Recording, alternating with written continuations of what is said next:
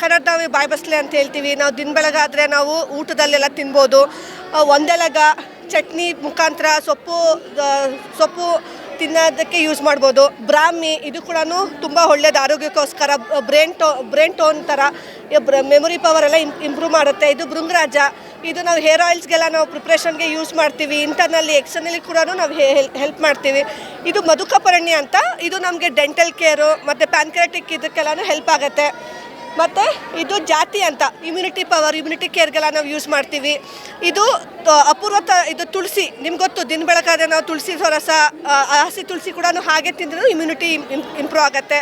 ಇದು ಪಾಷಾಣ ಭೇದ ಅಂತ, ಇನ್ಸೆಕ್ಟ್ಸ್ ಬೈಟ್ ಎಲ್ಲ ತುಂಬ ಇನ್ಸೆಕ್ಟ್ಗಳೆಲ್ಲ ಇದ್ರೂ ಅದೂ ಕ್ಲಿಯರ್ ಆಗುತ್ತೆ. ಇದು ಒಂದೆಳಗ, ಇದು ನಾವು ಇದು ಪರ್ಣವಣ್ಣಿ ಅಂತ, ಇದು ಆ್ಯಪಿಟೈಟ್, ಹೊಟ್ಟೆ ಹಸುವಿಲ್ಲ ಎಲ್ಲ ಅಂದ್ರೂ ಅದೂ ಚೆನ್ನಾಗಿ ಇಂಪ್ರೂವ್ಮೆಂಟ್ ಆಗುತ್ತೆ. ಇದು ನಾಗವಲ್ಲಿ, ನಿಮ್ಗೆ ಎಲ್ಲಿ ಗೊತ್ತು, ಊಟ ಆದಮೇಲೆ ತಾಂಬೂಲ ಸೇವನೆ ಮಾಡಿ ಅಂತ ಹೇಳ್ತಾರೆ, ದಿನಾನು ವಿಲೇದಲ್ಲೇ ಹಾಕಿ ಅಂತ. ಇದು ಹಾರ್ಟ್ಗೆ ಒಳ್ಳೆಯದು, ಡೈಜೆಸ್ಟಿವ್ ಪವರ್ಗೆ ಎಲ್ಲ ಥರನೂ ಒಳ್ಳೆಯದಾಗತ್ತೆ. ಇದು ನಿಮ್ಗೆ ಹೇಳಿದೆ, ಹೇರ್ ಆಯಿಲ್ಸ್ಗೆ ಯೂಸ್ ಮಾಡ್ತೀವಿ, ತಲೆಗೆ ಲಿವರ್ಗೆ ಯೂಸ್ ಮಾಡ್ತೀವಿ. ಭೃಂಗರಾಜಾಸವ, ಭೃಂಗ ತೈಲ ಅಂತೆಲ್ಲ ನಮಗೆ ಪ್ರಾಡಕ್ಟ್ಸ್ಗಳು ಬರುತ್ತೆ.